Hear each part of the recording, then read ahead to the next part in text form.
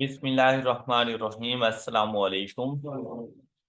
Chapter number 6 correction of errors हम लोगों ने प्रीवियस लेक्चर में स्टार्ट किया। एरर्स की टाइप्स वगैरह को देखा। साथ में हम लोगों ने कम्प्रीहेंसिव एग्जाम्पल नंबर 29 को डिस्कस कर लिया था।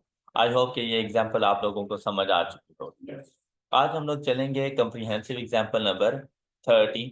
रिक्वायरमेंट देखें, prepare journal entries to correct the above error. Narrations are not required. Mostly आपके पास ऐसा ही क्वेश्चन आ जाता है। अब यहाँ पर देखिए, कहते हैं during the review of accounting records and financial statements for the year ending 30 June 2020 of Teletrader following errors were highlighted. अब यहाँ पर उन्होंने नहीं बताया कि हमारा ट्रायल बैलेंस मैच करता है नहीं करता, कोई ऐसा इंफॉर्मेशन नहीं थी। मतलब सस्पेंस अकाउंट के बारे में कोई ऐसी बात नहीं बताई गई। अब फर्स्ट एडजस्टमेंट ही हमें बता दी गई। कहते हैं कि sales included an outstanding balance of rupees 500,000 for which a customer would need to pay rupees 485,000 only. If payment is made within 30 days, the customer is expected to pay within। अब अगर आप लोगों को आईटीए अच्छे तरीके से आता होना, बुक्स ऑफ प्राइम एंट्रीज, और वहां पर आप लोगों ने डिस्काउंट अलाउड का कॉन्सेप्ट अच्छे तरीके से समझा हो, तो ये वाली जर्नल एंट्री, ये वाली एडजस्टमेंट्स आपको समझ आ सकती हैं। यही रीजन होती है कि जब मैं अपने बच्चों को आईटीए पढ़ा रहा होता हूँ ना, तो मैं अक्सर उनसे ये कहता हूँ कि आईटीए पास करने के लिए हम लोग नहीं पढ़ रहे, हम लोग आगे FAR 1 को समझने के लिए आईटीए पढ़ रहे हैं, ताकि वो कॉन्सेप्ट कभी आप लोग भूल ना जाए। अब अगर आप लोग यहाँ पे याद करें, हम लोग बात कर रहे हैं सेल्स की, मतलब रेवेन्यू, इनकम, और अगर परचेजेस होती तो हमारा बनना था एक्सपेंसेस वगैरह।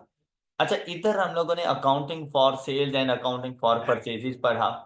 अकाउंटिंग फॉर सेल्स में डिस्काउंट अलाउड का कॉन्सेप्ट आया था, एंड अकाउंटिंग फॉर परचेजेस में डिस्काउंट रिसीव्ड का कॉन्सेप्ट आया था।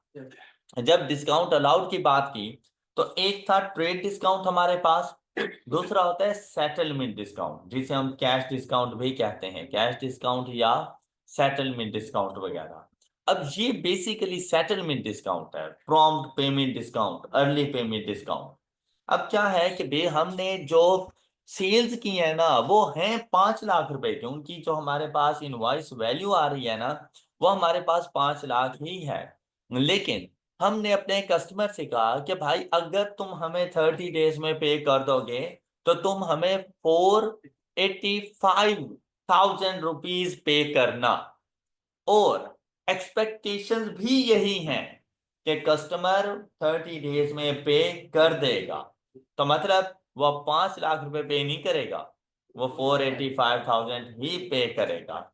तो आपको अपनी सेल्स 485,000 पे ही रिकॉर्ड करनी चाहिए, अपना रिसीवेबल्स भी 485,000 पर ही रिकॉर्ड करना चाहिए। जबकि आपने कौन सी वैल्यू पे रिकॉर्ड किया? 500,000। इट मीन्स दैट आपने अपनी सेल्स को 15,000 से ओवरस्टेट कर दिया। अब जब आपने इसकी एडजस्टमेंट करनी थी, देखिए भाई, जब आपने अपनी सेल्स को रिकॉर्ड किया होगा 500,000 के ऊपर, और डिस्काउंट को आप लोगों ने किसी तरह की कोई ट्रीटमेंट अभी नहीं की, तो आपने जो सेल्स इस टाइम पे जो ओरिजिनल ट्रांजैक्शन रिकॉर्ड की होगी, वो होगी receivables to sales by rupees. आपने ये चीज रिकॉर्ड की हुई है।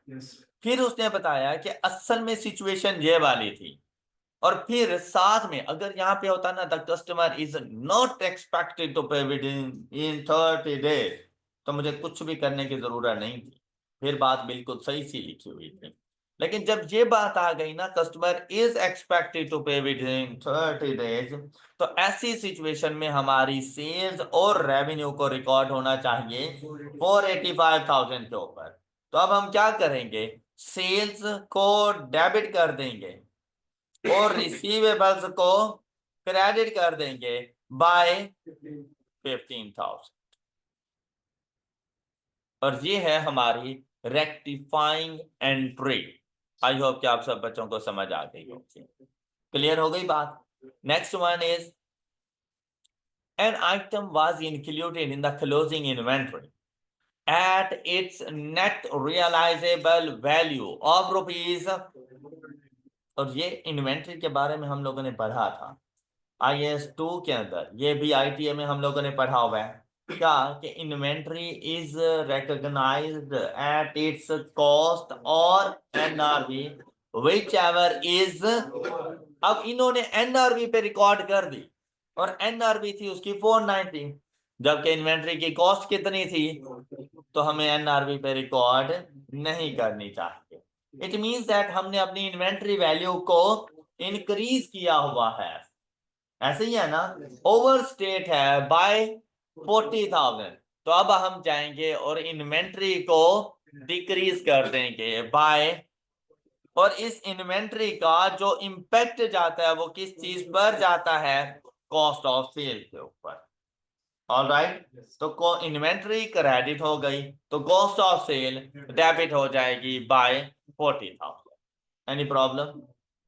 Next one is third point, कहते हैं a subtotal of ₹234,000 was carried forward in the purchase day book by ₹432,000.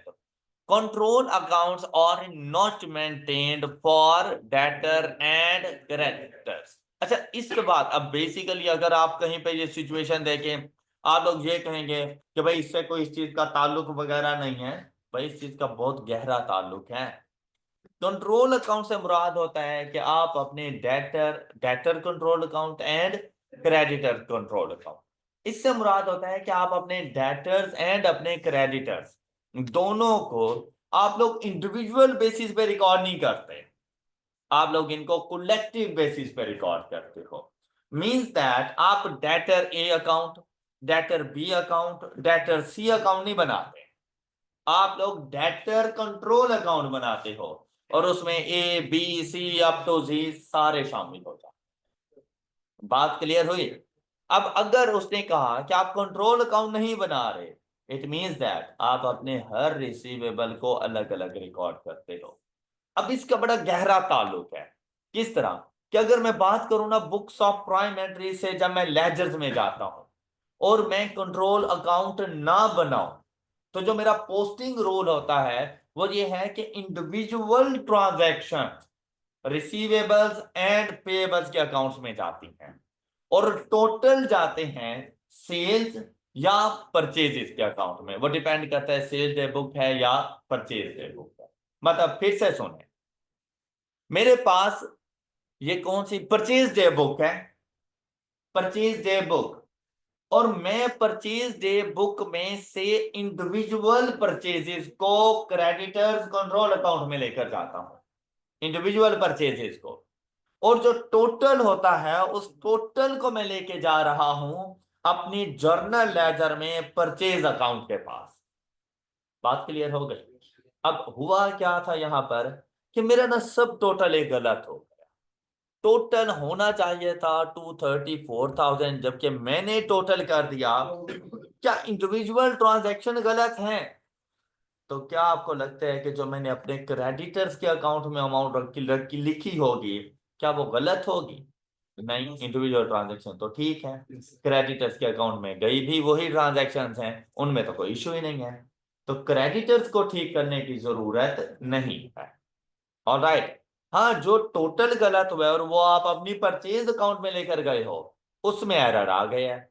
अब टोटल के साथ आपने क्या किया, इंक्रीज कर दिया या डिक्रीज किया? कितने से इंक्रीज किया? 198,000 से इंक्रीज कर दिया, तो मतलब आपने अपनी परचेजेस को भी ओवरस्टेट कर दिया बाय 198,000।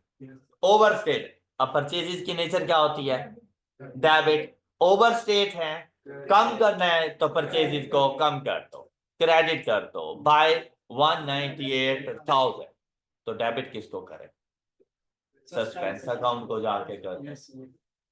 Got it? और अगर यहां पे कंट्रोल अकाउंट मेंटेन हो रहे होते तो क्रेडिटर्स ने डेबिट हो जाना था, क्योंकि फिर हमारे क्रेडिटर्स कंट्रोल अकाउंट भी गलत है, क्योंकि कंट्रोल अकाउंट में फिर टोटल ही जाएगा और टोटल में ही तो मिस्टेक थी।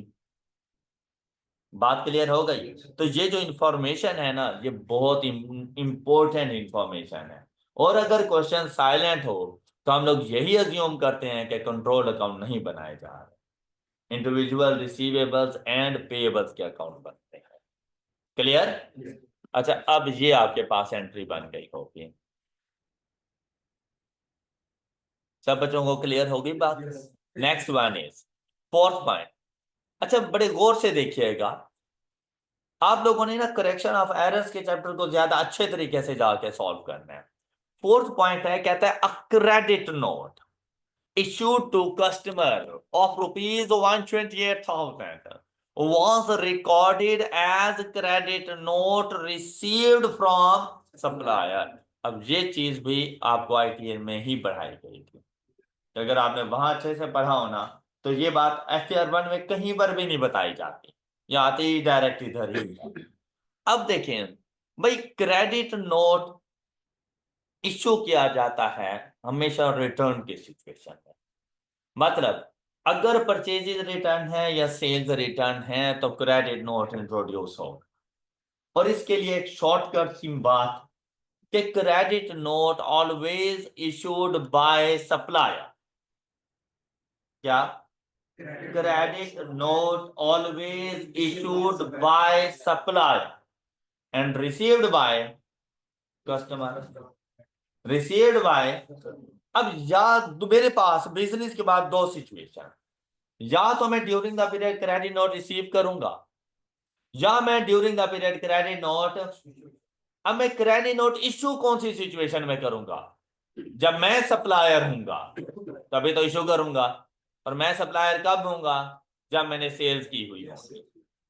तो जब मेरा कस्टमर सेल्स रिटर्न करेगा तो अपने कस्टमर के लिए तो मैं सप्लायर हूं ना, तो वो मुझ पर लाजिम हो जाता है कि जैसे ही वो मुझे सेल्स रिटर्न कर रहा है, मैं उसे क्रेडिट नोट इशू करूं।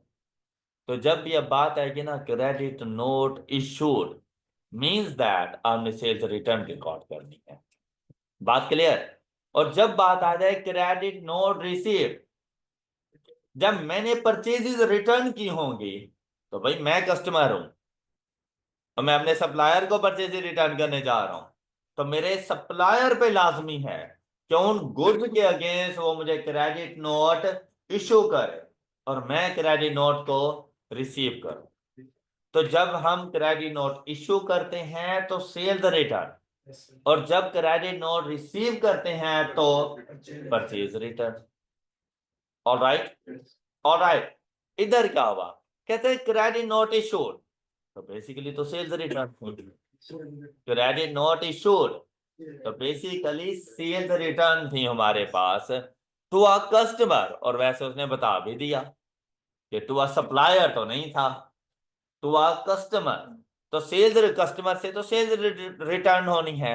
128,000 की was recorded as credit note, मतलब परचेज रिटर्न रिकॉर्ड कर दिया। क्लियर? अच्छा, अब यहां पर देखिए भाई, ओरिजिनल ट्रांजैक्शन अगर आप रिकॉर्ड करते हैं तो आप क्या रिकॉर्ड करते हैं? और डेटर्स या रिसीवेबल, शाबाश, ऑफ ₹128। लेकिन आपके जूनियर अकाउंटेंट ने क्या किया? उसने परचेज रिटर्न रिकॉर्ड कर दी, तो यहां पर क्या आ जाएगा? क्रेडिटर।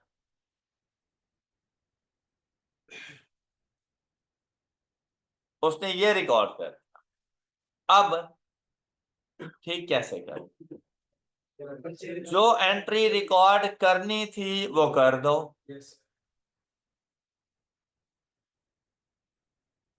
और जो गलत रिकॉर्ड हो गई उसका रिवर्स कर दो।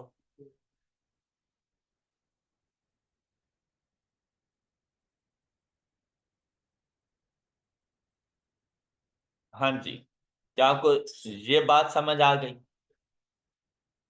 क्लियर है ये बात सब बच्चों को? ये इसकी एडजस्टिंग एंट्री।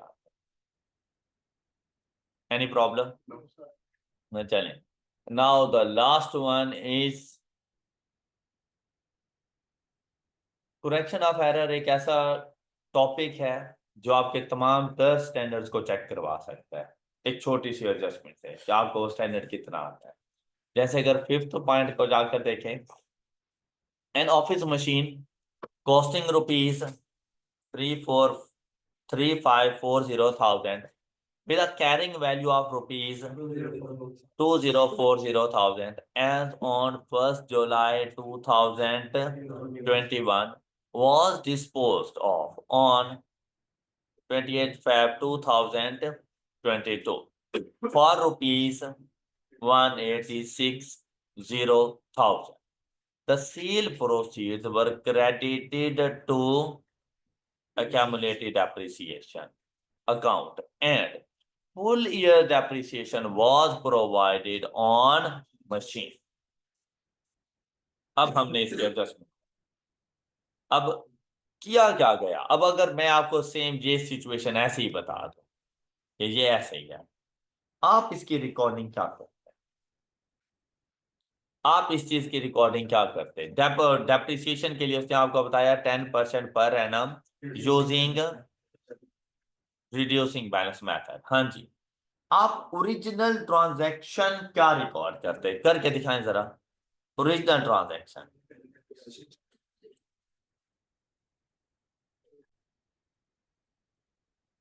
डिस्पोजल हो रहा है तो आप लोग डिस्पोजल रिकॉर्ड करते हैं, लेकिन डिस्पोजल के लिए अगर आप लोग देखें तो उसने ये आपको कॉस्ट बताई, कैरिंग वैल्यू बताई, लेकिन ये carrying value at the date of disposal नहीं है, ये कैरिंग वैल्यू है at the start of the year 1 July 2021।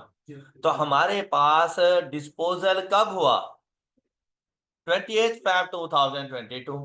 तो सबसे पहले तो डेट ऑफ डिस्पोजल तक डेप्रिसिएशन चार्ज कर और एंट्री हम लोग रिकॉर्ड करते depreciation expense account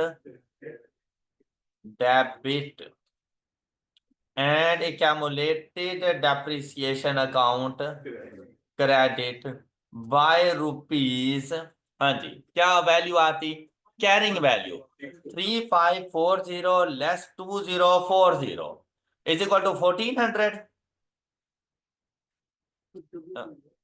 carrying value reducing balance method, और सॉरी नहीं नहीं नहीं, वो तो वैसे ही हमारे पास कैरिंग वैल्यू मौजूद है, उसका 10% 2,040 मल्टीप्लाइड बाय हाँ जी शाबाश 136।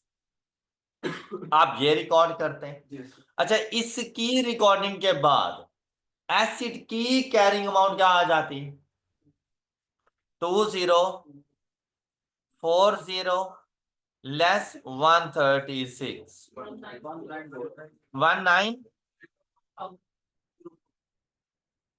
ये है एसिड की carrying amount at the date of, उसने आपको कॉस्ट बता दी, तो कॉस्ट और कैरिंग अमाउंट का difference 3,540 less 1,904 is equal to, ये है इसकी accumulated at the date of, और ये है इसकी WDV at the date of disposal. बात समझ आ गई। अच्छा, अब डिस्पोजल की एंट्री रिकॉर्ड करते हैं। हाँ जी, हम लोग क्या रिकॉर्ड करते हैं, accumulated appreciation by rupees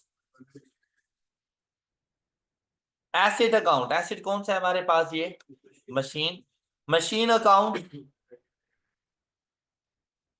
credit, और इसकी कॉस्ट थी, बात क्लियर। साथ में सेल प्रोसीड्स मिल रही हैं, बैंक अकाउंट डेबिट करते हैं बाय, अब देखें कितने में हमने इसको सेल किया, 1860 से, 1860 से हम इसको डेबिट करते हैं।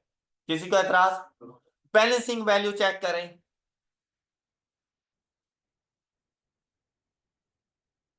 क्रेडिट साइड ज्यादा, डेबिट साइड पे बैलेंसिंग वैल्यू है 44 ये आपकी एंट्री कंप्लीट हो गई। ये थी ओरिजिनल ट्रांजैक्शन जो आपको रिकॉर्ड कर देता। बात क्लियर? आपने क्या किया, आपने सिर्फ सेल प्रोसीड्स उठाई, रॉन्ग ट्रांजैक्शन। सेल प्रोसीड्स उठाई 1860 की, ऐसे ही था ना, सेल प्रोसीड, और क्रेडिट कर दिया एक्यूमुलेटेड एप्रिसिएशन को।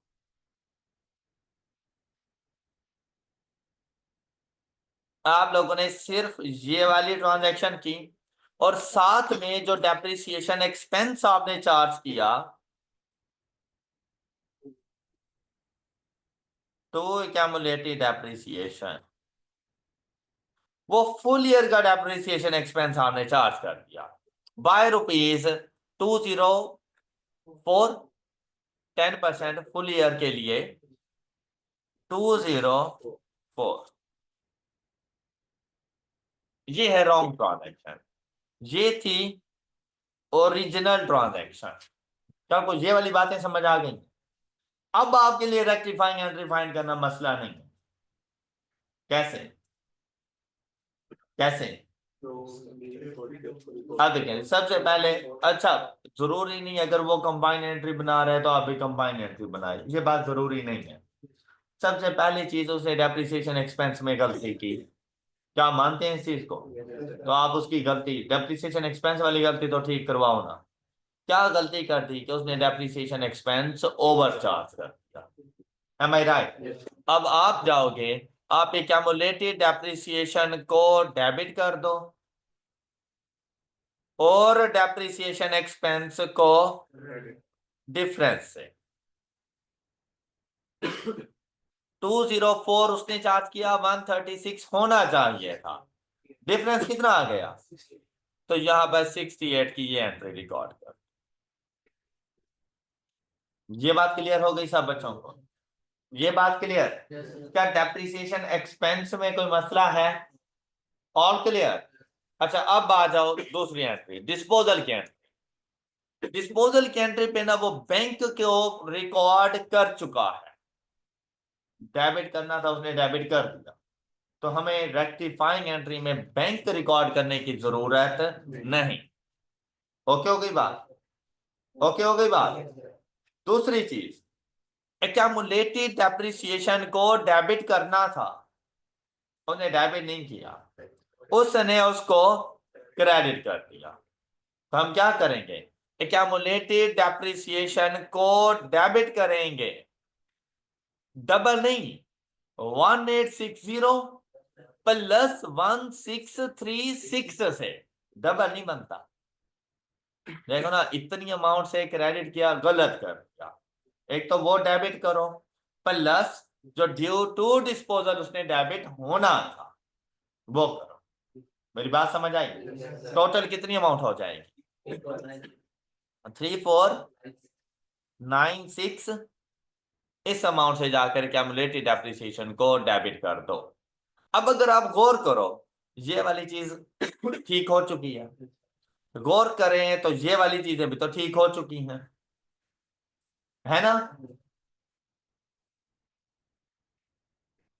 अब जो चीजें रिकॉर्ड नहीं की वो कर देते हैं। प्रॉफिट और लॉस अकाउंट 44, मशीन अकाउंट 3540।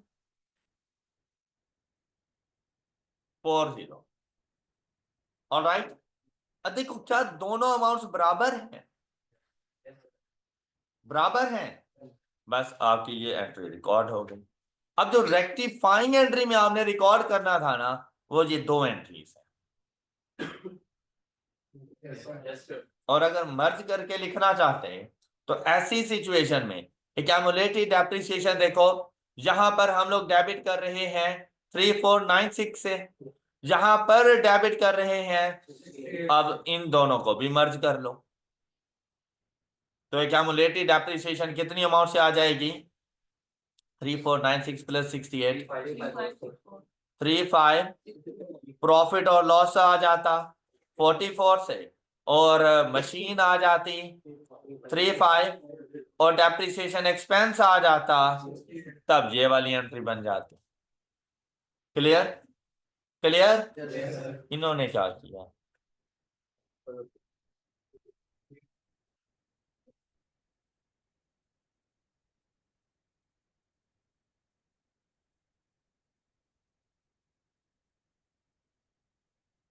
इस एंट्री में ना मिस्टेक थी, मैंने लास्ट टाइम भी ना ये ठीक करवाई थी। Cumulated depreciation, loss on disposal वगैरह सब कुछ तैयार है, ठीक है। यहाँ पर ना इन्होंने कोई मिस्टेक की हुई थी कि जो WDV ये लोग कंसीडर कर रहे थे ना, वो at the end of the period कर रहे थे, भाई ये कुछ एरर आ रहा था। इस वजह से ना हमारे ये डेप्रिसिएशन एक्सपेंस वो कहते हैं 136,000 का बनेगा, हमने भी तो यही बनाया था ना, 136,000 का बनेगा। फिर उन्होंने क्या किया, WDV लेस 1,860,000, ये 1,860,000 हमारे पास बन रहा था सेल्स प्रोसीड्स। अब हालांकि इन दोनों ये सेल प्रोसीड तो हमारे पास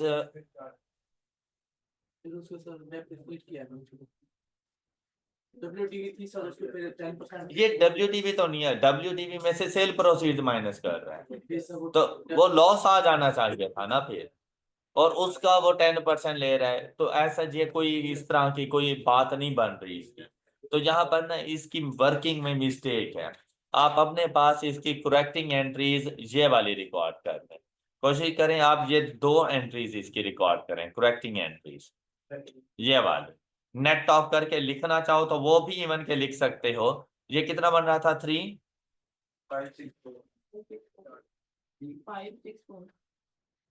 ये क्यूमुलेटेड डेप्रिसिएशन, प्रॉफिट और loss, machine and depreciation expense. आप इस तरह से भी इसको लिख सकते हैं।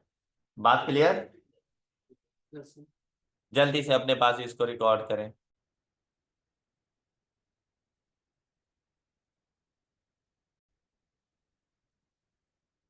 अब अगर इस क्वेश्चन के अंदर आप लोग जाके देखना तो बड़ी सिंपल सी ट्रांजैक्शन भी आपको मिली, इवन के कॉम्प्लेक्स ट्रांजैक्शन भी मिल गई आप लोग को। जब आपके एग्जाम में ऐसा क्वेश्चन आएगा ना, तो भाई काफी सारे फैक्टर्स होंगे जो उस टाइम पर आपने सोचने होंगे। सबसे पहला फैक्टर, ये कितने मार्क्स का क्वेश्चन। दूसरा फैक्टर, आपके पास टाइम कितना है इसको सॉल्व करने के। अब इन चीजों को देखकर बेस बनाकर आपने डिसीजन लेना है कि जो आप सॉल्यूशन बनाने जा रहे हैं वो सॉल्यूशन सिर्फ रेक्टिफाइंग एंट्रीज का है, या साथ में उसके मैं रॉन्ग और ओरिजिनल एंट्री भी बताऊं। अब बेसिकली वो चीजें आपको सपोर्ट कर रही होती हैं कि आपका एरर ना होने दें। अगर यही क्वेश्चन हो 10 मार्क्स का और मेरे पास 18 नंबर 18 मिनट्स मौजूद हो और मेरे पास इतना टाइम भी हो, तो मैं जब ओरिजिनल शीट में जाऊंगा ना, तो ओरिजिनल शीट को ना मैं 3 कॉलम्स में डिवाइड करूंगा। ये इस तरह से उसके 3 कॉलम ओरिजिनल शीट के जिस पर आपने सोल्यूशन देना है उसके साथ ही ऐसा करें। यहां पर हेडिंग लिखने ओरिजिनल, रॉन्ग, रेक्टिफाई, यहां पर ऐसे। फिर जो भी ट्रांजैक्शन आ रही है उसके बारे में बताएं, भाई ओरिजिनल ट्रांजैक्शन ये है, उसने ये किया। अब दोनों को कंपेयर करोगे तो आपको सोल्यूशन मिल जाएगा, और उसे बता दो भाई रेक्टिफाइंग एंट्री है। ये बेस्ट वे है करेक्शन ऑफ एरर को सॉल्व करने का।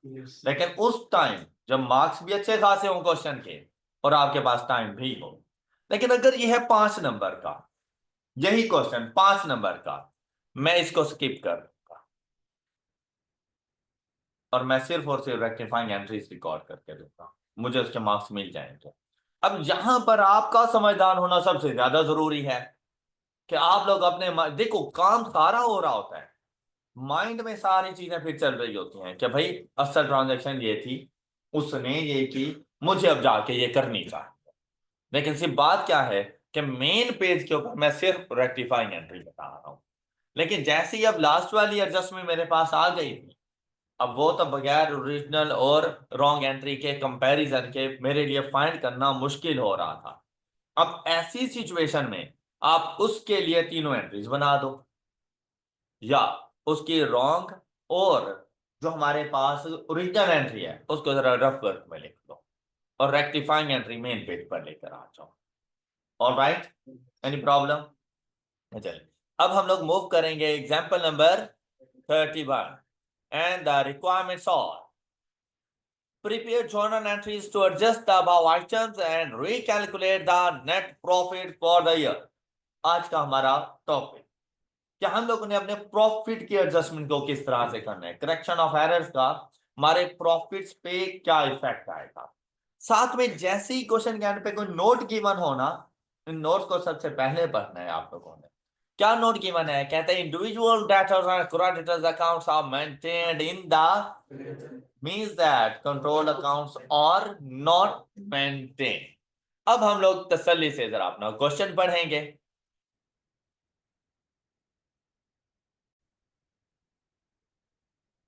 A trial balance of Eastern products showed a short credit of rupees 6264 as at June 30th 2013। अच्छा, शॉर्ट क्रेडिट। अब ये सस्पेंस अकाउंट बनाने का एक मेथड था और उसने आपको बता दिया कि सस्पेंस अकाउंट का बैलेंस कितना है और कौन सी साइड पर है। जो साइड शॉर्ट है वो उसने बता दी कि अगर मुझे सस्पेंस अकाउंट बनाना होता ना, अब क्वेश्चन में क्या कहीं पे था, रिक्वायर्ड था कहीं पर, तो बनाने की जरूरत नहीं है।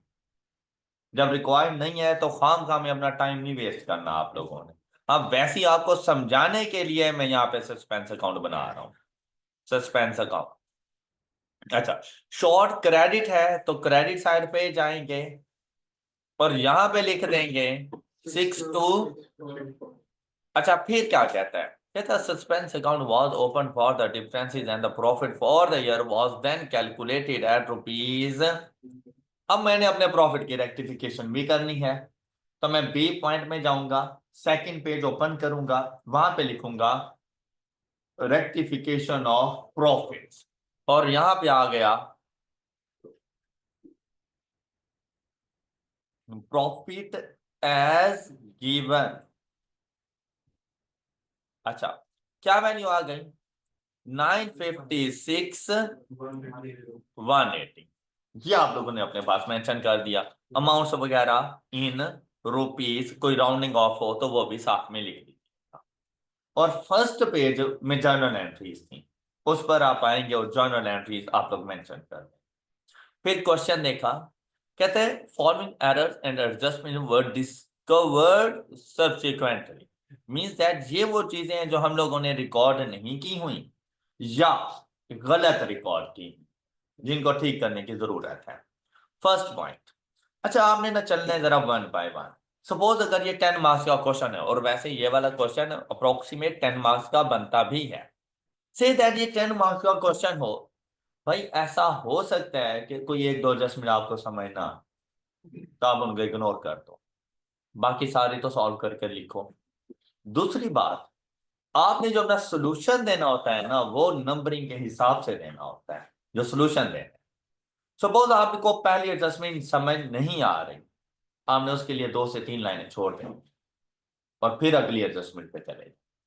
मतलब ऐसा ना हो कि आपको पहली समझ नहीं आई, आपने पहले सेकंड वाली कर दी, फिर तीसरी चौथी समझ नहीं आई, आपने पांचवी कर दी, फिर आठवीं कर दी, उसके बाद आपको याद आया पहली तो आ गई है मुझे समझ, फिर पहली कर दी। यूं नहीं करनी जनरल एंट्री। आपको अगर कोई एडजस्टमेंट समझ नहीं आ रही और जर्नल एंट्रीज पूछी गई हैं, आप उसके लिए स्पेस छोड़ो उधर, कि जब मुझे याद आएगी तब मैं आके लिख दूंगा। ऐसा ना हो कि आप उसको मर्ज करते जाओ और बाद में पहली को एंड पे लिख रहे हैं। उसने पेपर चेक करना है सीक्वेंस के साथ, उसके सामने जो सोल्यूशन है वो कभी भी आपकी खातिर मेहनत नहीं करेगा कि वो पूरा पेपर खोल के बैठे और देखे कि आपने पहली एडजस्टमेंट को सॉल्व कहाँ पे किया है और वो ढूंढता फिरे कि पता नहीं मिड पे है, लास्ट में है, कहाँ पर है। उसने ऐसा नहीं करना, नहीं होगी वो कैंसिल कर देगा कि भाई आपने पहली एडजस्टमेंट नहीं की। ऑलराइट, तो अगर नहीं आ रही उसके लिए जगह छोड़ दो, उसके भी माइंड में आ जाएगा कि यार ये इसको नहीं आती थी, इसने छोड़ दी है, अगली एडजस्टमेंट पे गया। देन तो ये अब जरूरी नहीं आप 100% ही क्वेश्चन सॉल्व करके आएंगे, तो कहीं ना कोई कोई प्रॉब्लम आएगा, तो आपने उसको जरा अच्छे तरीके से फेस करना है। अब देखिए first adjustment, An invoice of rupees 3,700 was debited to purchases.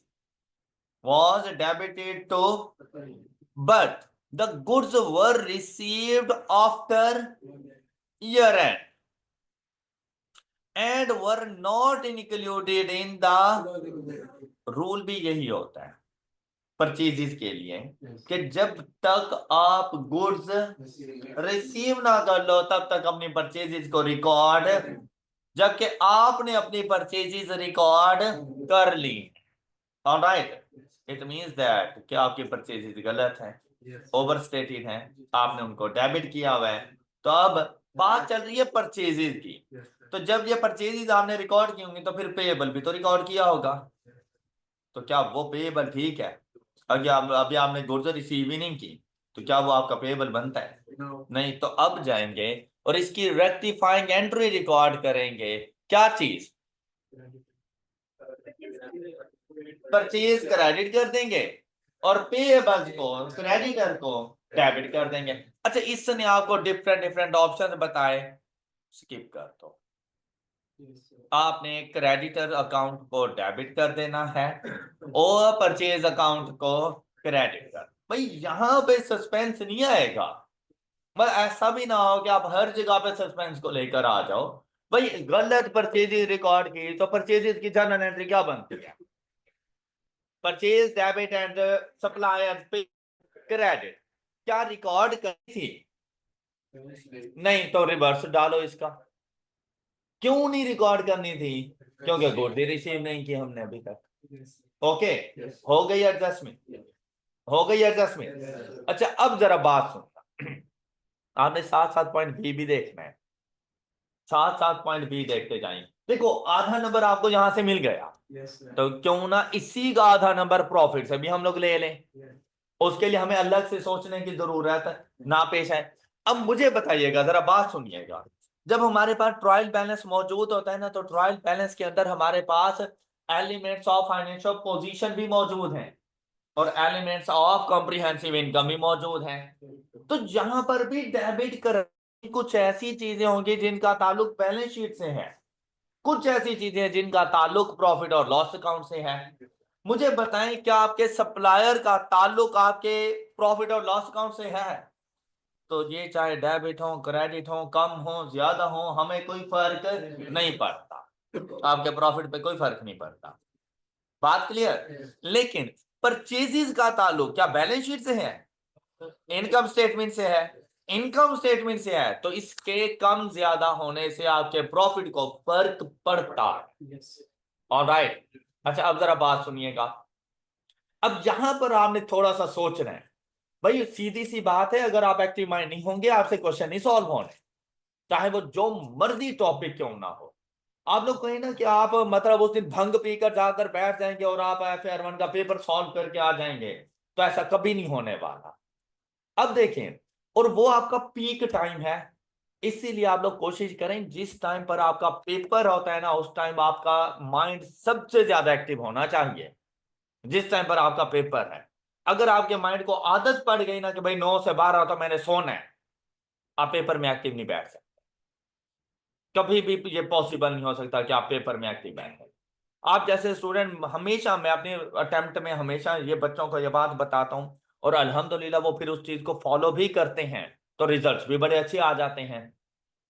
कि बाकी चाहे स्टूडेंट जो मर्जी कर रहे हो, मेरे बच्चे को पता है कि भाई मैंने रात को सोना है और मैंने सुबह उठ के पढ़ना है। और जैसे ही वो इस आदत को अपना लेता है ना, कि उसे पता है कि भाई मैंने 8 से लेके ना 12-1 बजे तक नॉन स्टॉप पढ़ना है, उसके सारे पेपर पास हो जाते हैं, क्योंकि वही टाइम हमारे पेपर का है और उसी टाइम पे उसका माइंड सबसे ज्यादा तेज चल रहा है। और अगर आप लोग पूरी रात पढ़ते रहो और सुबह की नमाज पढ़ के फिर आप सो जाओ कि मैं जोहर की नमाज के बाद पढ़ने बैठूंगा, आपने फेलियर पे पहला कदम रख लिया है। अब आपको कोई पास नहीं करा सकता, क्योंकि जिस टाइम आपके पेपर का टाइम है उस टाइम पे आपकी सोने की आदत बन चुकी है और आप कभी भी एक्टिव माइंड नहीं रह सकते। तो इस वजह से कोशिश करें कि देखें इस टाइम पे क्लासेस वगैरह चलनी है, फिर तो वैसे ही एक्टिव होकर बैठे, और हमेशा जो अपनी नींद है ना वो रात के टाइम ही लें, दिन के टाइम ना लें अपनी नींद को। हाँ, या तो फिर जोहर के बाद सोने की आदत डालें। ये हो सकता है कि जोहर के बाद सोने की आदत डालें कुछ देर के लिए, लेकिन ये नहीं हो सकता कि फजर के बाद आदत डालो। फजर के बाद तो आपका माइंड एक्टिव माइंड होना चाहिए, बिल्कुल फ्रेश होना चाहिए, रिलैक्स माइंड होना चाहिए। आपसे ना होने वाली चीजें भी सॉल्व हो जाएंगी अगर आप रिलैक्स माइंड के साथ जाओ। मतलब आप एक ऐसी गाड़ी चलाने जा रहे होते हो जिसमें ईंधन ही नहीं है, तो धक्का ही लगाना पड़ेगा उसको। Got it. अब देखें यहां पर परचेजेस के बारे में, लाजिम बात है इनकम स्टेटमेंट में है, लेकिन अब ये देखना होता है भाई इसका इफेक्ट कहां पर आता है। तो परचेजेस रिकॉर्ड होते हैं कॉस्ट ऑफ सेल में, परचेजेस कॉस्ट ऑफ सेल में ऐड है, तो मतलब कॉस्ट ऑफ सेल को इंक्रीज कर देती है। एम आई राइट? सिंपल सी बात है ना। कॉस्ट ऑफ सेल को इनके अगर ज्यादा हो, मैं परचेजेस को कम करने जा रहा हूं, कॉस्ट ऑफ सेल कम हो जाएगी। कॉस्ट ऑफ सेल ज्यादा कम होगी तो प्रॉफिट ज्यादा हो जाएगा। जाओ अपने प्रॉफिट के पास 3700 से उसको इंक्रीज कर दो, 3700। अच्छा, ऐसे क्वेश्चन में डिस्क्रिप्शन इतना मैटर नहीं करता, जहां पर आप लोगों ने सिर्फ लिख देना है परचेजेस, और उसकी तसल्ली के लिए सिर्फ इधर बता दो भाई साहब एडजस्टमेंट नंबर 1 ऑलराइट, और मूव कर जाओ एडजस्टमेंट नंबर 2। Any problem? फिर आओ एडजस्टमेंट नंबर 2, कहते हैं store equipment costing rupees 8100, store equipment costing rupees 8100, having a book value of 3600, मतलब मेरा नॉन करंट एसेट है।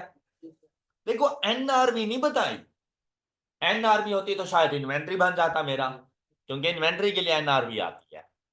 यहां पर क्या, book value 3600 was sold for rupees 2500, cash was debited and store equipment was credited, no other entries were made। कमाल कर दिया भाई। हाँ, अच्छा, ऐसी सिचुएशन में बड़ा इंपॉर्टेंट हो जाता है कि भाई आपके पास ओरिजिनल, रॉन्ग और रेक्टिफाइंग एंट्रीज आए। ओके, अगर आप इस मेथड से चलोगे ना तो कॉम्प्लेक्स ट्रांजैक्शन भी इजीली सॉल्व हो जाएगी। डन। अच्छा, अब आप देखें कि भाई अगर मैंने इस एंट्री को रिकॉर्ड करना होता, मैं कैसे रिकॉर्ड करता? सिंपल डिस्पोजल रिकॉर्ड करना था ना, तो हम लोग क्या करते, बुक वैल्यू की वन थी, कॉस्ट और बुक वैल्यू के दरमियान डिफरेंस 4500, इक्यामुलेटेड एप्रिसिएशन, तो हम लोग रिकॉर्ड करते इक्यामुलेटेड डेप्रिसिएशन ऑफ सेल प्रोसीड्स कितनी आई, बैंक कितनी 2500, कॉस्ट ऑफ एसेट मतलब इक्विपमेंट क्रेडिट होगा, इक्विपमेंट क्रेडिट होगा 8100 से, कॉस्ट से जी, दोनों के दरमियान डिफरेंस 1100, कौन सी साइड पर, प्रॉफिट। और ये ओरिजिनल ट्रांजैक्शन है जो मैंने करनी है, ऑलराइट। लेकिन उसने क्या किया, उसने क्या किया, हाँ जी, उसने कहा कैश वाज डेबिटेड, ये एंट्री हमने रिकॉर्ड कर दी, कैश या bank by and equipment was credited, store equipment was कितने से, 2500 से। ये एंट्री हमने रिकॉर्ड, बात क्लियर? अच्छा, अब इसका ये मतलब नहीं था कि इक्विपमेंट क्रेडिटेड बाय 8100, अगर ऐसा होता ना तो आपको बता देता, क्लियर? अदरवाइज वो एंट्री सेम अमाउंट के साथ जा रही है। अच्छा, अब आप देखें, ये बात तो है सही, दो नथिंग। अब हम क्या करेंगे, हम एक्यूमुलेटेड एप्रिसिएशन को डेबिट करेंगे 4500 से, हम प्रॉफिट और लॉस अकाउंट को डेबिट करेंगे 1100 से, इक्विपमेंट को क्रेडिट करेंगे दोनों का डिफरेंस 8100 से करना है, लेकिन 2500 से तो हो चुका है, उसको कैंसिल ना करो, मजीद देखो कितना क्रेडिट करें, 5600, तो 5600 से करेंगे क्रेडिट। अब देखो 4500 ये आ जाएगा, 1100 ये, क्या 5600 बनता है? इक्विपमेंट भी 5600 से जा रहे हैं, कहीं पे सस्पेंस अकाउंट आएगा? बस ये बन गई उसकी रेक्टिफाइंग एंट्री। आपको बात समझ आ गई? क्लियर जी। सबसे पहले डिस्पोजल की एंट्री, ओरिजिनल एंट्री, ये बात क्लियर है? ओरिजिनल एंट्री डिस्पोजल की, डिस्पोजल की ओरिजिनल एंट्री क्लियर है? ये वो काम है जो हमने किया ड्यूरिंग द पीरियड। अब ध्यान है रेक्टिफाइंग एंट्रीज पे। देखो भाई, बैंक को मैंने डेबिट करना था और उसने भी बैंक को डेबिट कर दिया 2500 से, तो कोई मसला ही नहीं है इसका, तो बैंक का कोई इशू नहीं है। फिर एक्यूमुलेटेड डेप्रिसिएशन को डेबिट करना था, क्या उसने किया? आप जाके कर दो। प्रॉफिट और लॉस काउंट को डेबिट करना था 1100 से, क्या आपने उसने किया? तो दोबारा 1100 को भी डेबिट कर दो। इक्विपमेंट को क्रेडिट करना था 8100 से, उसने क्रेडिट किया, लेकिन कितने से? तो दोनों का डिफरेंस मजीद 5600 से आप कर दो रिकॉर्ड। ओके हो गई बात? ये थी आपकी रेक्टिफाइंग एंट्री। अब जैसे ही रेक्टिफाइंग एंट्री पर आ गए, अब आपने देखना है प्रॉफिट के ऊपर इफेक्ट। भाई प्रॉफिट पे इफेक्ट डेप्रिसिएशन एक्सपेंस का जाता है, एक्यूमुलेटेड डेप्रिसिएशन का नहीं जाता। एक्यूमुलेटेड डेप्रिसिएशन बैलेंस शीट आएगा। Alright, same case with store equipment, balance sheet item है, ये आएगा। लॉस ऑन सेल, लॉस है तो फिर प्रॉफिट कम हो जाएगा, तो हम लोग जाएंगे और 1100 से अपने प्रॉफिट को डिक्रीज कर। Second adjustment, loss on disposal of equipment, कम करना है तो ब्रैकेट। अब आपको ये करने की जरूरत नहीं है कि आपने प्रॉफिट लिखा, ऐड वाली सारी चीजें पहले और लेस वाली सारी चीजें बाद। भैया आपको क्या पता कितनी ऐड होंगी और कितनी लेस होंगी, तो आपने ट्रांजैक्शन के मुताबिक करना है। ऐड हो रही है तो पॉजिटिव, लेस हो रही है तो ब्रैकेट्स में। क्लियर? तो आपने ऐसा कुछ नहीं करना कि ऐड वाली सारी चीजें पहले और लेस वाली सारी बाद। आपने ये गलती नहीं करनी। ओके हो गई बात? Next one, third point. I hope के सेकंड पॉइंट सब बच्चों को क्लियर है। और वैसे खुद सोचो, जैसे प्रीवियस क्वेश्चन का हम लोगों ने ये किया था, उसकी निस्बत तो ये बहुत ज्यादा इजी था। देखिए भाई, करेक्शन ऑफ एरर में अगर आप 3 से 4 क्वेश्चन अच्छे से सॉल्व कर लेते हो ना, फिर चाहे 10 करो या 15 करो, एक ही बात है, सारी ट्रांजेक्शन डील हो जाती है। और तमाम क्वेश्चन में मोस्टली ट्रांजेक्शन एक जैसी है, कोई एक एक न्यू ट्रांजेक्शन आपको मिल सकती है, अदरवाइज सारी वही पुरानी ट्रांजेक्शन रिपीट हो रही है। ओके, अच्छा थर्ड पॉइंट। अब आपने मुझे बताना है, कहते हैं a cheque of ₹1850 received from a customer was on, और मैं कौन सी डेट पर मौजूद हूं? June 30, 2000, मतलब मेरे अकाउंटिंग ईयर एंड होने से पहले चेक डिसऑनर हो गया। कहते हैं but no entry was made in the books. अब इसका यह मतलब नहीं है कि चेक रिसीव करने की एंट्री नहीं रिकॉर्ड हुई, इसका मतलब है डिसऑनर करने की एंट्री नहीं रिकॉर्ड हुई। नो एंट्री वॉज मेड मतलब कंप्लीटली ओमिटेड। ऑलराइट, तो अब अगर आप 3 कॉलम बना रहे हो ना, कि भाई wrong entry, correct entry and rectifying, तो रॉन्ग में कुछ भी नहीं लिखोगे, आपने एंट्री नहीं रिकॉर्ड की। ओके, और जो आपकी करेक्ट एंट्री होगी, ओरिजिनल एंट्री, वही रेक्टिफाइंग एंट्री। ओके हो गई बात? अच्छा फिर क्या कहता है? कहते हैं cash there against was received after, मतलब डिसऑनर होने की एंट्री रिकॉर्ड कर दो। क्या एंट्री रिकॉर्ड करोगे डिसऑनर होने की? जी, शाबाश, रिसीवेबल्स को डेबिट कर दो और बैंक को क्रेडिट कर दो, कोई इश्यू? अच्छा, क्या ये चीज आपके प्रॉफिट पे कोई इफेक्ट डालेगी? नहीं, प्रॉफिट पे इस एंट्री का कोई इफेक्ट नहीं है, क्योंकि दोनों ही बैलेंस शीट आइटम है। ओके हो गई बात? Any problem? बहुत कोई मुश्किल टॉपिक है ये। फोर्थ पॉइंट, देखिए समझदारी के साथ क्वेश्चन सॉल्व करोगे तो कहीं पे कोई प्रॉब्लम नहीं आता। जहां पर आप जज्बाती हो जाती है और आपका, देखो भाई ये चीज होती है माइंड को बताने वाली कि भाई मैं थक गया हूं, तो उसने कहना है मैं तो तुम्हारे इंतजार में था, मैं तो तुमसे पहले थक गया हूं। लेकिन अगर उसे कहो ना कि नहीं भाई अभी तो 3 घंटे बाकी हैं, मैं थकने का नाम नहीं लेगा। ये होती है आपकी अपनी कैफियत। भाई मुझे पता है कि मेरे अभी दिन के 4 लेक्चर पड़े हुए हैं और मैं इसी लेक्चर में आके दम तोड़ जाऊं, मैं अगले 4 लेक्चर कैसे पढ़ाऊं? तो हम अपने आप को बता के रखते हैं, ओ भाई सुकून से रही, 6 बजे तक लेक्चर्स हैं आज, तो मेरी बॉडी 6 बजे तक मेरा साथ देती है, तो 6 बजे से पहले ये थकने का नाम नहीं ले। हाँ, 6 बजे के बाद क्या हालत है तब मुझे भी परवाह नहीं होती। सच्ची बात है। लेकिन अगर मैं इसे अभी कह दूं कि नहीं भाई मैं तो थक गया हूं, मेरे तो सर में दर्द है, सर में दर्द है, इलाज मौजूद है, करो आगे बढ़ते रहो। ओके। ये आप पे डिपेंड करता है कि आपने उस टाइम को कैसे गुजारना है। और ये नींद की कैफियत भी बिल्कुल ऐसी ही है कि आप अपने माइंड में लेकर आते हो, आपको नींद आना शुरू हो जाती है। भाई रात को बकरियां चराते रहे थे, सच्ची सी बात है भाई, कि अगर आप लोग क्लासेस में आके सो रहे हो तो भाई रातों को क्या कर रहे थे तुम? ये पास होना फेल होना देखो भाई स्टडी पे इतना डिपेंड नहीं करता जितना आप पे कर रहा होता है। आप पास होना ही नहीं चाह रहे, तो क्यों कोई आपको पास करवाएगा? पास होने का सबसे पहला जज्बा ना आपके अपने अंदर होना चाहिए।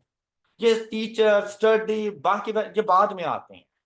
भाई पेपर तो आपने देना है, और पेपर जाके देने लगे और आपको जनाब सर्दियों में पसीने शुरू हो गए और गर्मियों में ठंड लगने लग गई, अब उसमें बेचारा टीचर क्या करे? आपका बीपी आपके कंट्रोल में नहीं रहा, अब टीचर क्या करे? टीचर को डॉक्टर तो नहीं था ना, चार्टेड अकाउंटेंट था, उस बेचारे ने आपको बीपी का इलाज थोड़ी करना था। वो तो आपने सोचना था कि भाई आपकी कैफियत ऐसी हो जाती है। ये काफी सारी चीजें आ जाती हैं। पेपर पास करना बड़ा आसान काम है, पेपर पास करना कोई मसले वाली बात नहीं होता। खुद पे कंट्रोल करना बड़ी मुश्किल बात है और वो आप नहीं कर पा रहे। Fourth transaction, purchase of office equipment costing rupees was entered in the purchase account। सुभान अल्लाह, क्या बात है, बेहतरीन में एरर कर दिया उसने है। फिर क्या हुआ कि भाई depreciation on office equipment is provided at the rate of. अच्छा आपको क्या लगता है भाई क्या हुआ? ऑफिस इक्विपमेंट को डेबिट होना चाहिए था, उसने परचेज को कर दिया, तो परचेज को क्रेडिट कर दो, ऑफिस इक्विपमेंट को डेबिट कर दो। मुश्किल चीज है। अब अगर आप उसने परचेज को किया तो उसने डेप्रिसिएशन भी तो चार्ज नहीं की होगी, और अब हालांकि ये एसिड था तो डेप्रिसिएशन चार्ज होनी चाहिए। फौरन से अगली एंट्री इसकी डेप्रिसिएशन एक्सपेंस की जाएगी, और depreciation expense account debit and accumulated depreciation account credit by 1520। Alright. उसने बताया ही नहीं स्ट्रेट लाइन मेथड है या रिड्यूसिंग बैलेंस मेथड है। जो भी हो फर्क ही नहीं पड़ता फर्स्ट ईयर में, चाहे स्ट्रेट लाइन मेथड है चाहे रिड्यूसिंग बैलेंस मेथड। बताया भी हो तो फर्क फिर भी नहीं पड़ता। फर्स्ट ईयर एडिशन के टाइम पे कोई फर्क नहीं पड़ता। दूसरी बात, उसने डेट ऑफ परचेज ही नहीं बताई, इसीलिए नहीं बताई क्योंकि उसकी पॉलिसी थी कि full year depreciation in the year of purchase, इसीलिए नहीं बताई। बात क्लियर? yes, अच्छा अब आगे देखो। अब ये एंट्री आप लोगों ने रिकॉर्ड कर ली एंड आई होप कि आपको समझ भी आ गई होगी। बड़े जहीन लोग हैं आप लोग हैं। चलो सुनो अब, ऑफिस इक्विपमेंट का प्रॉफिट से कोई ताल्लुक नहीं, एक्यूमुलेटेड डेप्रिसिएशन का भी प्रॉफिट से, परचेज कम हो रही हैं, कॉस्ट ऑफ सेल कम हो जाएगी और प्रॉफिट इंक्रीज हो जाएगा बाय 15,200। 15,200 ट्रांजैक्शन नंबर 4 पर इक्विपमेंट।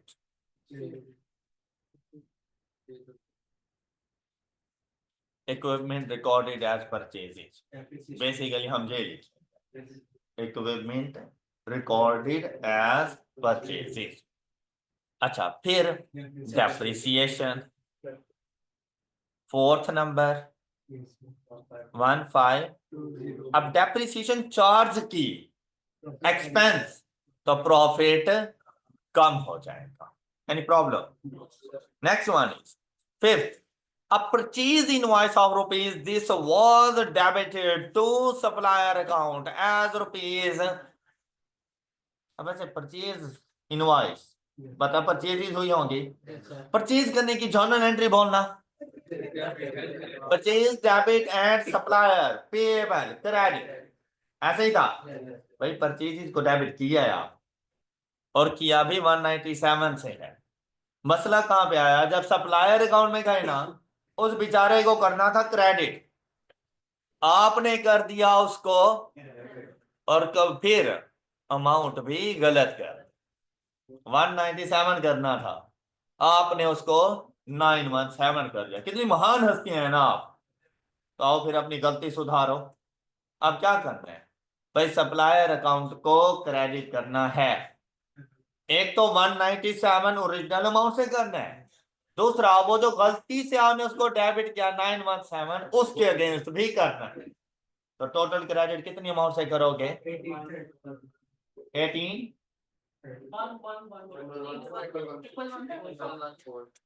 शहजादे, डबल अमाउंट हर जगह पे नहीं यार, ऐसा नहीं है हर जगह पे हम लोगों ने डबल अमाउंट कर देनी है, ऐसा नहीं है। थोड़ा सा सोच लिया करो, डेबिट कर रहा हूं 917 से, तो क्रेडिट एक तो 917 से करूंगा, दूसरा 197 से ओरिजिनल अमाउंट के साथ। गलती पर गलती तो ना करो ना, पुरानी गलती को सिर्फ ठीक करना है हम लोग को। ओके, तो सप्लायर अकाउंट क्रेडिट होगा बाय, तो डेबिट किसको करें? सस्पेंस अकाउंट को लेकर आ जाओ, क्योंकि सस्पेंस अकाउंट में तो बैलेंस मौजूद था। Suspense account debit, suppliers account credit by 1114, ये ट्रांजैक्शन। ओके, प्रॉफिट पे कोई इफेक्ट नहीं जाए। ओके, हो गई बात। प्रॉफिट पे कोई इफेक्ट, सस्पेंस अकाउंट को आपने प्रॉफिट और लॉस अकाउंट का पार्ट नहीं बनाना। जैसे सप्लायर को देखते ही पता चल जाता है ना बैलेंस शीट आइटम है, परचेज ही देखते ही पता चल जाता है इनकम स्टेटमेंट आइटम है, इक्विपमेंट देखते ही पता चल जाता है कि हमारे पास बैलेंस शीट आइटम। तो suspense account balance sheet item है, कहीं नहीं जाता, नहीं, बैलेंस शीट आइटम। इसकी क्रेडिट नेचर होगी तो करंट लायबिलिटीज में जाएगा, इसकी डेबिट नेचर होगी तो करंट एसेट्स में रिकॉर्ड होता है। ओके, जब तक के करेक्शन ना हो जाए, जब करेक्शन हो जाती है तो फिर वो खत्म हो जाता है। ऑलराइट, अच्छा अब देखें, तो इसका प्रॉफिट पे कोई इफेक्ट नहीं। आपको ट्रांजैक्शन नंबर 5 समझ आ गई होगी। Transaction number 6, purchase return book was under costed by rupees। Purchase return book, अच्छा एक तो सस्पेंस अकाउंट में को डेबिट किया था ना अभी हम लोगों ने, 1114 सप्लायर जी। अब purchase return book was under costed, तो मतलब परचेज रिटर्न कम रिकॉर्ड की है, और परचेज रिटर्न की नेचर, तो परचेज रिटर्न को जाकर क्रेडिट कर दो बाय रुपीज। अब ये तो टोटल में गलती होगी ना, क्या इसकी वजह से आपके सप्लायर के बैलेंस में कोई फर्क पड़ेगा? नहीं, क्यों? क्योंकि आप सप्लायर के इंडिविजुअल अकाउंट्स बना रहे हैं, आप कंट्रोल अकाउंट नहीं बना रहे। अगर यहीं पे कंट्रोल अकाउंट होते तो मैं सप्लायर को डेबिट करता, लेकिन जहां पे कंट्रोल अकाउंट नहीं है, इंडिविजुअल ट्रांजैक्शन ने जाना था, तो सप्लायर बिल्कुल ठीक है। तो इसका डेबिट इंपैक्ट किसके पास जाएगा? सस्पेंस के पास जाएगा। बात क्लियर? जी, अंडर कॉस्टिंग ओवर कॉस्टिंग कुछ भी नहीं, बेसिकली इसकी बन गई परचेजेस रिटर्न अंडर कॉस्टिंग थी ना, तो असल में उसने अब हमें ओरिजिनल अमाउंट तो पता ही नहीं है कि किससे रिकॉर्ड करना था, किससे रिकॉर्ड किया, इसलिए मैं ओरिजिनल और रॉन्ग एंट्री नहीं लिख सकता। आपने उन दोनों कॉलम्स को खाली छोड़ देना है और सिंपली जाके रेक्टिफाइंग एंट्री रिकॉर्ड कर, ओरिजिनल ट्रांजैक्शन गिवन होती ना कि इतने से थी, हमने इतने से कर दी, फिर वो अमाउंट आ सकती थी, लेकिन यहाँ पर तो सिर्फ इफेक्ट बता दिया है, तो इफेक्ट रेक्टिफाइंग एंट्री में जाएगा। जी, एनी प्रॉब्लम? प्रॉफिट के ऊपर कोई फर्क पड़ेगा भाई, क्यों नहीं पड़ेगा? परचेज रिटर्न है। अब देखें, बात सुने, परचेज रिटर्न लेस हो रही होती है कॉस्ट ऑफ सेल में से, याद आया? परचेज रिटर्न लेस हो रही है तो कॉस्ट ऑफ सेल ज्यादा और प्रॉफिट कम। ओके, अगर परचेज रिटर्न हो तो अब परचेज रिटर्न की अपनी नेचर क्या होती है, और यहां पर क्या हो रही है? क्रेडिट, मतलब परचेजेस रिटर्न में इंक्रीज हो रहा है। परचेजेस रिटर्न में इंक्रीज कॉस्ट ऑफ सेल को डिक्रीज करेगा, जिसकी वजह से प्रॉफिट इंक्रीज हो जाए, राइट? 650 से प्रॉफिट को इंक्रीज कर दो। Transaction number 6, purchases return. Alright, next one is 7, opening balance of furniture account was brought forward as rupees this instead of, तो ये देख लेना, अक्सर बच्चे, यकीन करें, गलतियां नहीं करने वाली होती जो बच्चे करके आ जाते हैं और बाद में आके रो रहे हो। भाई अल्लाह क्या मन है, उसी टाइम गौर से पढ़ लेते हैं। उस टाइम स्टूडेंट ऐसे क्वेश्चन पढ़ रहा होता है जैसे इसके पीछे पुलिस लगी हुई है और अगर ये पकड़ा गया ना तो इसको बस डायरेक्ट फांसी हो जाए। कभी कभी नहीं, ऐसा नहीं है, टाइम को अच्छे से मैनेज करके चलो तो टाइम का कोई प्रेशर नहीं होता है। ये टाइम प्रेशर सिर्फ उन बच्चों पर आता है जो पहले क्वेश्चन को इतना प्यारा करके लिखते हैं जैसे उसने 100 के 100 नंबर पहले क्वेश्चन पे देने हैं, हालांकि वो क्वेश्चन भी 10 नंबर का कर रहे हो और पूरा 1 घंटा लगा देते हैं। बहुत प्यारा करना है हमने, कोई एरर नहीं करना हम लोगों ने। बाद में पता चलता है अभी 8 क्वेश्चन पढ़े और टाइम है 2 घंटे रहते हैं, फिर भी उसकी आंखें नहीं खुलती, उसने दूसरा क्वेश्चन भी बड़ा प्यारा सा करना और वो भी 7 से 8 नंबर का करना है उसने, और तीसरे घंटे में जाकर उसे पता चलता है भाई अभी तो 80 नंबर का पेपर पड़ा हुआ है, फिर कहता है टाइम प्रेशर है। तो जैसे आपको मैंने फार्मूला बताया हुआ है कि भाई आप देखो, मार्क्स मल्टीप्लाइड बाय 1.5, कभी भी टाइम प्रेशर नहीं आने वाला आप पर, तो आप इजीली अपना पेपर सॉल्व करें। इवन के आखिरी क्वेश्चन पर भी सेम टाइम होगा जितना उसको रिक्वायर्ड है, बल्कि शायद ज्यादा होगा। ये टाइम प्रेशर आप खुद ही तो लेकर आते हो भाई अपने ऊपर, अदरवाइज नहीं आता टाइम प्रेशर। जो बंदा अच्छे से प्रैक्टिस करके जाता है ना और जिसको नॉलेज हो और कॉन्फिडेंस हो, उस पर टाइम प्रेशर नहीं आता, उसे पता है मैंने विद इन टाइम ही चीजों को कंप्लीट करना। जो बच्चा फेल होने की नियत से जाता है ना, उसने कोई ना कोई बहाने तो बनाने ही है ना। उनमें सबसे बड़ा बहाना पेपर लेंथी था और मुझसे कंप्लीट नहीं हुआ, सबसे बड़ा बहाना। तो आप खुद सोचें, क्या कोई ऐसी अटेम्प्ट है जिसमें आई कि आपने कहा हो कि 0% पास हुए हैं, सारे के सारे फेल हो गए? क्या कोई ऐसी अटेम्प्ट आई? क्या आपकी मुश्किल से मुश्किल अटेम्प्ट में बच्चे पास नहीं होते? तो आप क्यों नहीं हुए? वो टाइम प्रेशर उन पे क्यों नहीं गया था? क्या उस अटेम्प्ट में मेरिट सर्टिफिकेट नहीं दिया जाता? तो वो बच्चा पास कैसे हो, वो बच्चा टॉप कैसे कर गया है? आप क्यों नहीं थे उसमें से? तो सोचने के अंदाज को जरा बदलो कि लोगों के बताए ये उन लोगों के बहाने हैं जिन्होंने 3-3 4-4 अटेम्प्ट R1 में लगा दी हैं और अभी तक पास नहीं कर पा रहे। कि वो लोग आपको बताते हैं और आप उनको फॉलो करते हैं कि यार बात तेरी सच्ची है, तू गुरु है, तो उससे ज्यादा नॉलेज तो शायद टीचर के पास भी नहीं है जितना तेरे पास नॉलेज है।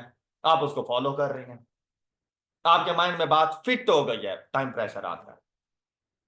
भाई ओवरकम करो उस चीज को, इंसान इसी चीज का तो नाम है। अपने ऊपर पड़ने वाली मुश्किलात का हल ढूंढो, ये थोड़ी मुश्किलात को लेकर रोना धोना शुरू कर दो। तो आपके रोने धोने से अगर आपका पेपर पास होता है तो मुझे बताओ, मैं इज्तिमाई रोना धोना करवाता हूं ताकि आप सारे लोग पास हो सको। कैसा होता है? तो कॉन्फिडेंस के साथ जाओ ना भाई। आपकी शक्लें बता देती है आप पास होने जा रहे हो या फेल होने जा रहे हो। अब देखो जहां पर हमारे पास आ गया, वो क्या कहता है, was brought forward as rupees this, आपने ये रिकॉर्ड किया, जबकि करेक्ट वैल्यू ये वाली।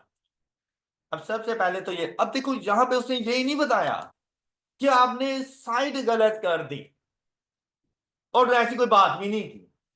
इसका मतलब जिस साइड पर आना था रिकॉर्ड उसी साइड पे किया आपने। किस चीज का ओपनिंग बैलेंस, अब हमें ये भी देखना पड़ेगा कि भाई ओपनिंग आना कहां पर था। किस चीज का ओपनिंग बैलेंस था, फर्नीचर का, तो कौन सी साइड पे ओपनिंग आना चाहिए, डेबिट पर कितना आना चाहिए, 13,800 आना चाहिए। और आपने रिकॉर्ड किया 18,300, मतलब आपने हमने फर्नीचर को ओवरस्टेट कर दिया। कितनी अमाउंट से, 45। तो सबसे पहले तो फर्नीचर को क्रेडिट करो। तो डेबिट किसको करोगे, अंडर कॉस्टिंग ओवर कॉस्टिंग में हमेशा सस्पेंस अकाउंट है। ओके, तो आपने सस्पेंस अकाउंट को कर देना है डेबिट और फर्नीचर अकाउंट को कर देना है बाय रुपीज। तो जब ओपनिंग आप लोगों ने ओवरस्टेट कर दिया और उसको डेप्रिशिएट कर रहे होंगे, तो आपने डेप्रिसिएशन एक्सपेंस भी तो ज्यादा चार्ज कर दिया। अच्छा, अब कितना, 10%। Depreciation of provided at the rate of 10%। अब फिर नहीं बताया मैथड कौन सा है, क्या करो मुझे बताओ, क्या मैं इधर रिड्यूसिंग बैलेंस मेथड अप्लाई कर सकता हूं, क्यों नहीं कर सकता, क्यों नहीं कर सकता, क्या मुझे क्यूमुलेटिव डेप्रिसिएशन ही नहीं बताई उसने, मुझे WDV गिवन नहीं है, और ये मेरे पास कॉस्ट ऑफ एसिड गिवन है। बात समझ आ गई होगी आपको मेरे, ऑलराइट। दूसरी बात, हो सकता है एसिड अकाउंट बनता ही WDV पर हो, तो ये WDV है। ओके, मैंने सिंपली 4500 का 10% ले लेना है। हाँ 450। अब डेप्रिसिएशन ज्यादा चार्ज हो गई, मैंने एसिड को ज्यादा रखा हुआ था ना, तो डेप्रिसिएशन ज्यादा चार्ज हो गई, मैंने उसका रिवर्सल डालना है। तो डेप्रिसिएशन के रिवर्सल की एंट्री क्या बनेगी, accumulated depreciation to depreciation expense 450। Any problem, बातें क्लियर सब बच्चों को। अच्छा, अब यहां पर जरा गौर करें, सस्पेंस अकाउंट का प्रॉफिट पे कोई इफेक्ट नहीं, फर्नीचर का, एक्यूमुलेटेड डेप्रिसिएशन का और डेप्रिसिएशन एक्सपेंस का है। डेप्रिसिएशन एक्सपेंस का कम करना, प्रॉफिट को इंक्रीज करा, 450। Transaction 7, depreciation reversal.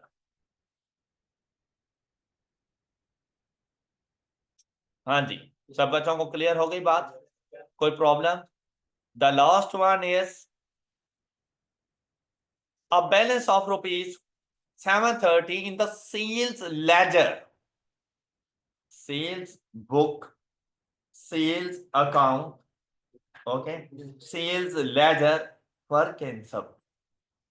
अब यहां पर बच्चा पता है जैसे उसने कहा ना सेल्स लेजर, बच्चा यहां पे समझता है जैसे सेल्स की बात कर। अच्छा अब सुनो आगे उसकी बात देखो, is to be offset against a balance of rupees 880 in the, हाँ जी, बच्चा समझता है जैसे सेल्स और परचेज में कोई मसला है। भाई सेल्स परचेज में कोई मसला नहीं है, सेल्स लेजर से मुराद होता है आपका डेटर अकाउंट, रिसीवेबल अकाउंट, और परचेज लेजर से मुराद होता है आपका creditor account, payable account.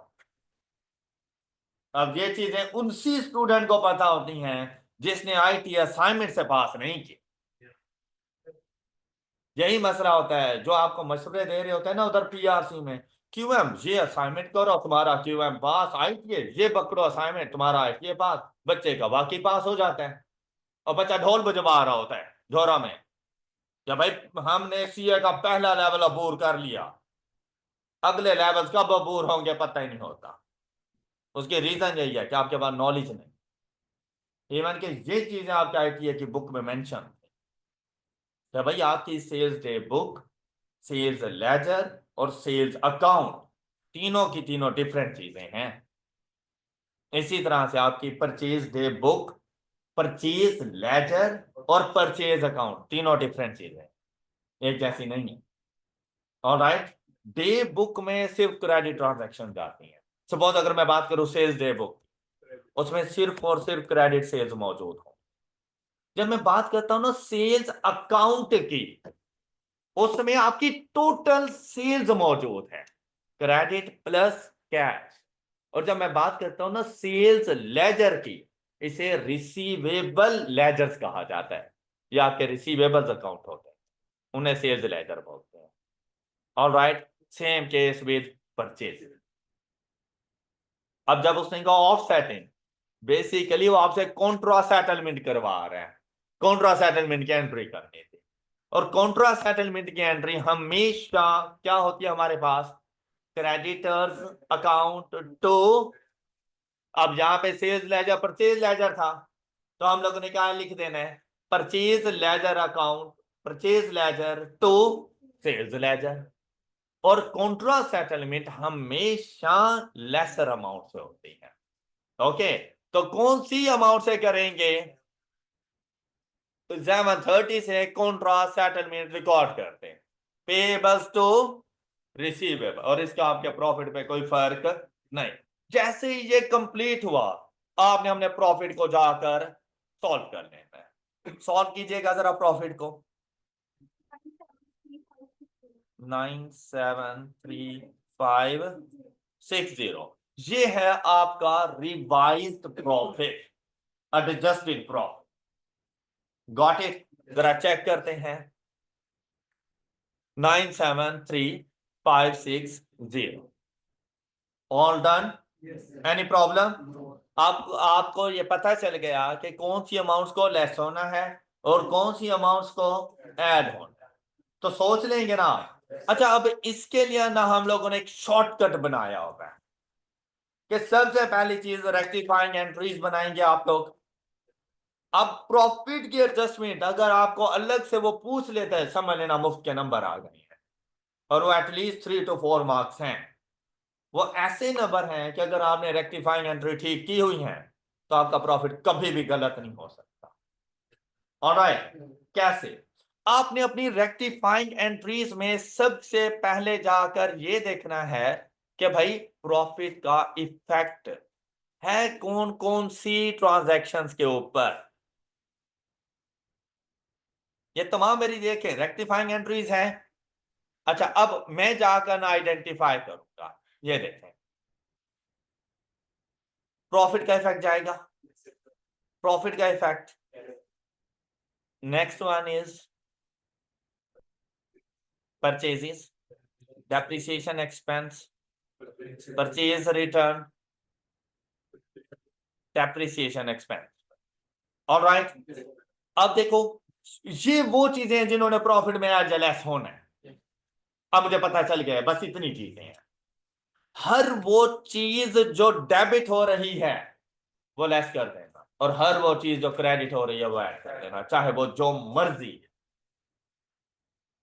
Okay, हर वो चीज जो रेक्टिफाइंग एंट्री में डेबिट हो रही है और प्रॉफिट पे एडजस्टमेंट के तौर पर जाएगी, उसने प्रॉफिट में से लेस हो जाना है।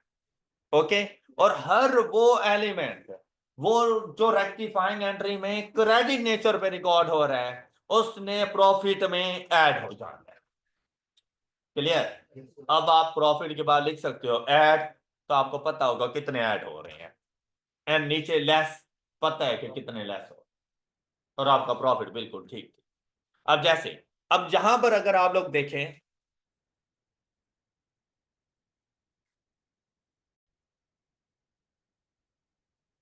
परचेजेस कौन सी साइड पे आ रही हैं, तो जाके प्रॉफिट में ऐड हो जाएंगे।